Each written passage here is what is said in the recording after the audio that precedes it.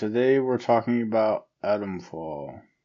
This game, while not completely similar to them, is in spirit a proper Bethesda RPG for the first time in a while.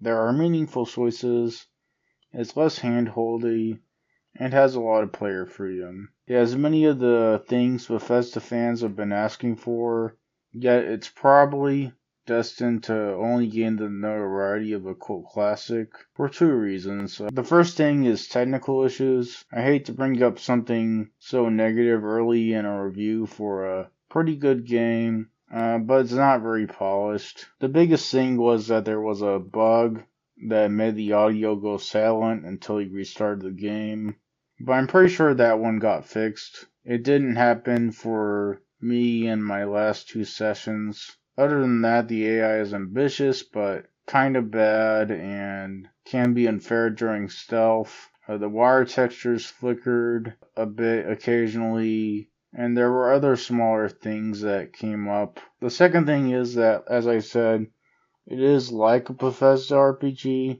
but it's not exactly similar.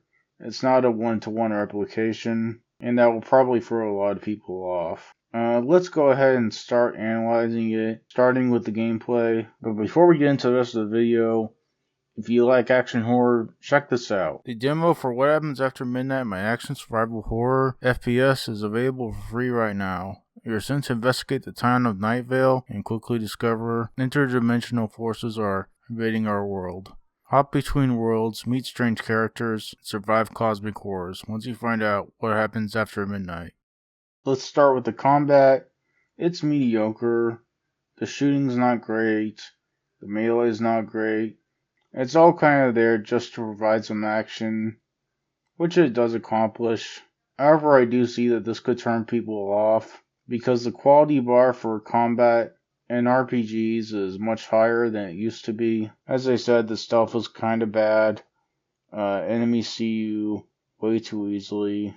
You have three different tools. The flashlight, which really shouldn't be considered a tool. It's just a flashlight. The signal redirector. The signal redirector is a decent little puzzle.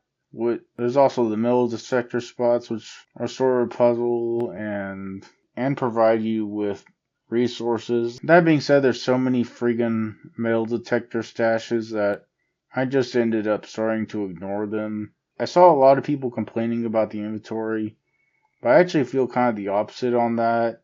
I found it really compelling to be forced to not be a hoarder and actually think, do I really need this item, or would I rather have a different item? I also like how things are more simplified. Like, weapons don't have 1,000 different numbers, and most of them don't mean much. They simply just say high damage but slow, or high rate of fire but low damage. The crafting is alright. It's kind of interesting how you get crafting from recipes, but there are multiple of the recipes, and if you already learned it, you can sell it as a high value trade resource. Speaking of which, the barter system is really good. Nobody's using money, instead you trade. And you give the NPCs items, and they have things they like and dislike more. I like the skills system. It's simple, and most of the skills feel like meaningful upgrades. Moving on, I get they're going for a less handholdy experience, but I find the lack of fast travel really annoying. The maps are smaller, but I really don't see the point in making you run everywhere. The world design from a level standpoint is small but dense and feels fun to explore. That being said, there should probably be more unique rewards put into it throughout. There's pretty much only skill books and training stimulants, which are skill points. There's also a section of the map that connects all the other sections, which is pretty cool. The story is fairly good, with a lot of interesting characters and complicated conflicts to get involved in, but I think its biggest strength is in its mystery elements, starting with that great hook that is that first telephone call.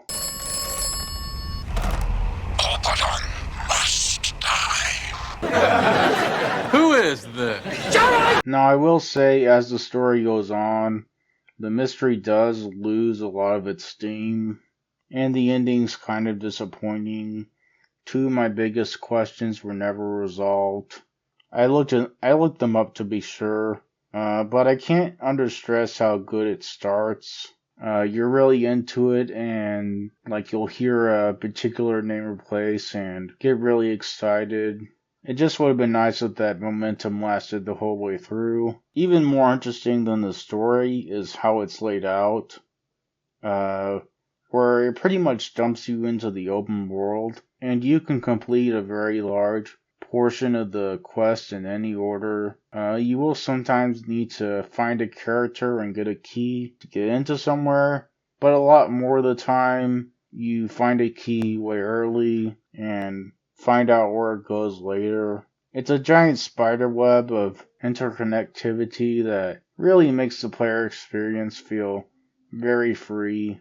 The aesthetics are fairly good, but there's not a lot of variety. There's not even a day-night cycle, and I don't know why, but it didn't really bother me that much. I guess it's because the game's relatively short, and as I said, what's there is good. The rolling green hills with rusty, retro-futuristic 60s technology spread out everywhere does look nice.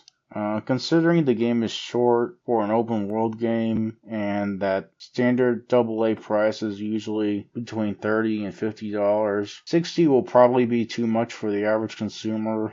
So if you don't have Game Pass, maybe wait till it goes on sale. If you do have Game Pass, definitely check it out. Overall, this game is far from perfect, but what it does do well feels good enough, and more importantly, unique enough that I personally find it worth it. And I'm giving Atomfall an 8.43. Next time you choose to play a game, maybe instead of choosing a legacy AAA game and ending up complaining that the people who used to make your favorite games aren't making them as good as they used to, maybe instead go out and check out a AA game or indie game and try something new. It may not be as polished or large scale as you're used to, but you'll probably get more out of it than you will from the latest AAA slop.